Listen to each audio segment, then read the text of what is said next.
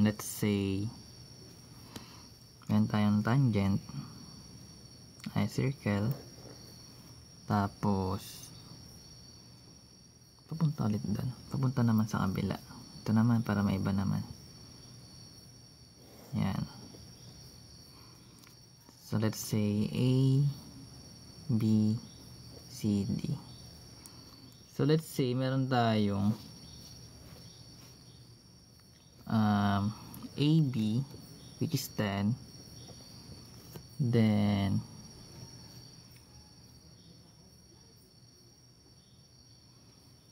yung AC natin that is 25 kunyari.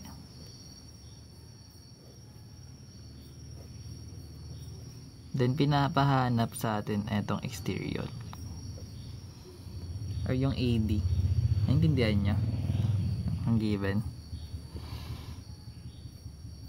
Accept FB.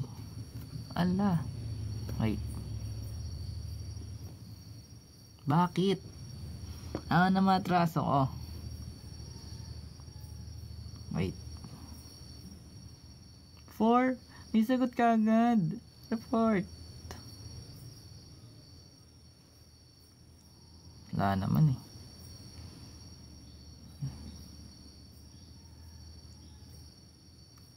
Ay, hindi ba nakabukas yung wifi? Yan, nakabukas naman.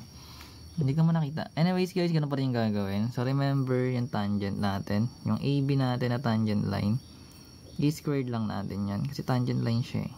Then magkaroon tayo ng AC.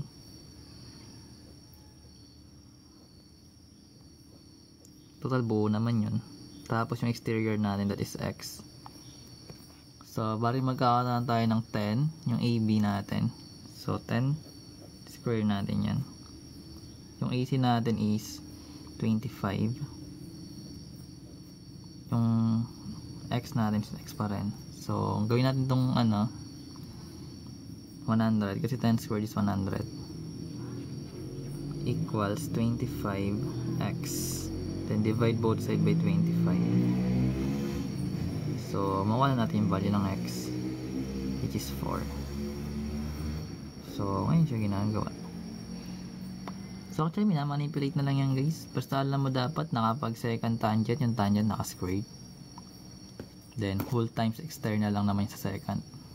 So hindi mahirap, diba? Gets yun? Dali-dali eh. Ba? Hindi yan? Gets yun.